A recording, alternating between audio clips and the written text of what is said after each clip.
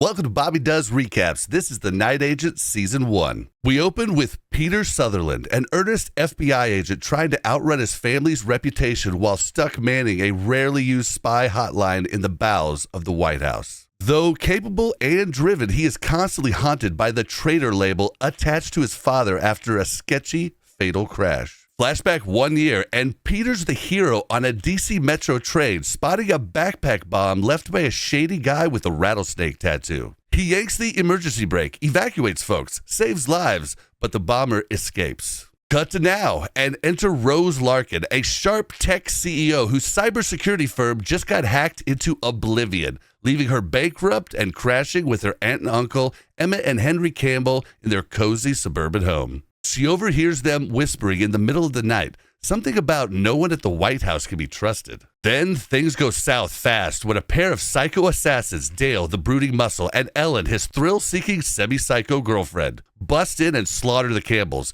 but not before they slip Rose a secret phone number and code. Rose calls the number. Peter picks up, and he talks her through hiding from the killers, urging her to fight like hell if they find her. Luckily, the cops show up and she doesn't have to. Peter's boss, White House Chief of Staff Diane Farr, a ruthless pragmatist tight with the president, orders him to grab Rose and stash her in protective custody. On the drive home, bam, Dale and Ellen ambush them in a wild car chase that ends in a head-on crash, allowing Peter to shake him off. Peter stashes Rose in a hotel under Secret Service watch, where she's grilled by Farr and FBI Deputy Director Jamie Hawkins, a grumpy old-school type. Rose lies about IDing the assassins because she senses something's wrong. Sure enough, security gets pulled. Dale and Ellen storm in. Peter swoops in to rescue, and they bolt off grid after a narrow getaway. Rose recalls a drive in the woods with the Campbells when she was younger, leading them to the Campbells' secret cabin where they snag an encrypted hard drive from the fireplace. Partial decryption reveals a file tied to Peter's Metro bombing trade number.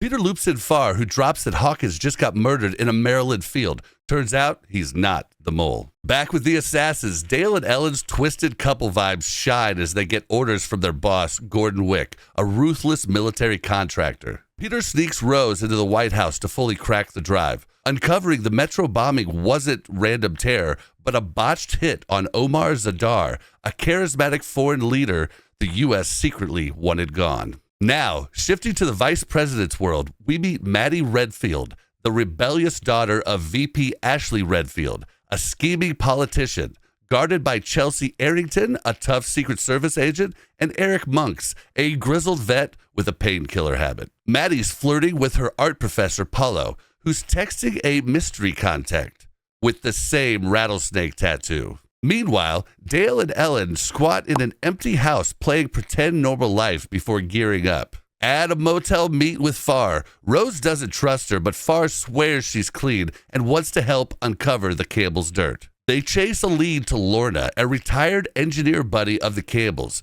She helps uncover more bombing details.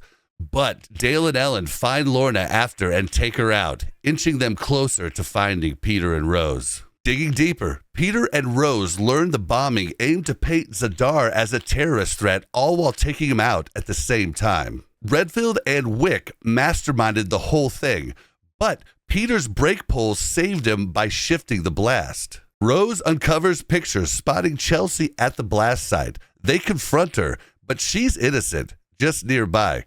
Peter tips her that Maddie likely is next on the hit list. Fed up with her controlling dad, Maddie ditches Chelsea and Monks, sneaks to Paulo's, but the twist hits.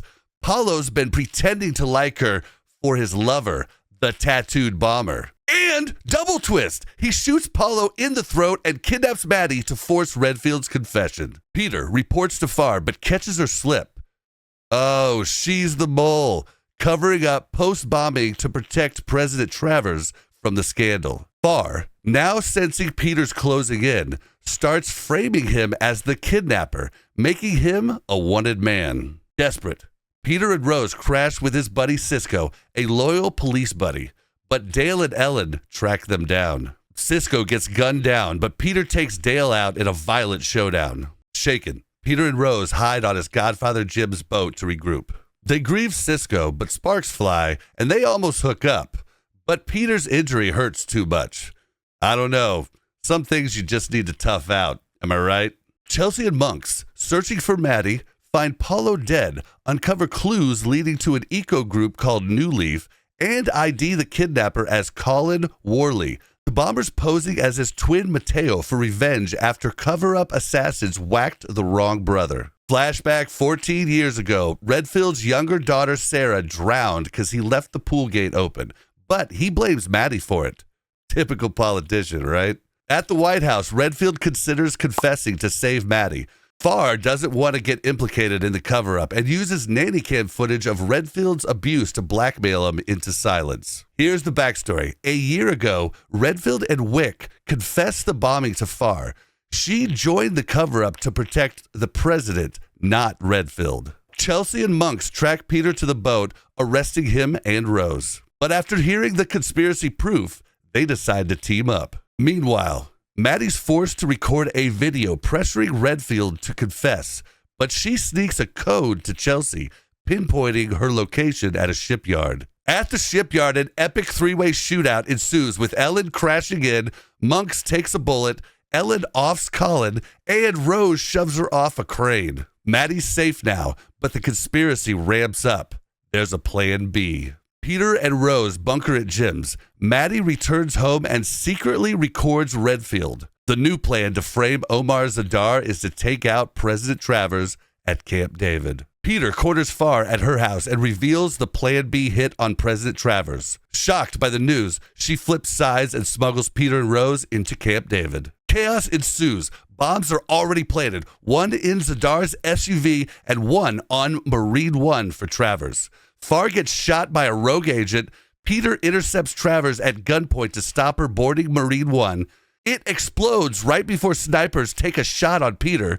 Redfield and Farr are arrested, but Wick gets away. Now a hero, Peter requests the file on his dad. Turns out he was preparing to be a double agent in service of the U.S., but was taken out before deploying. Unfortunately, it's classified and the public will never know. Travers promotes Peter to full night agent. He bids Rose a steamy goodbye, hops on a jet, and opens his first mission brief. Boom!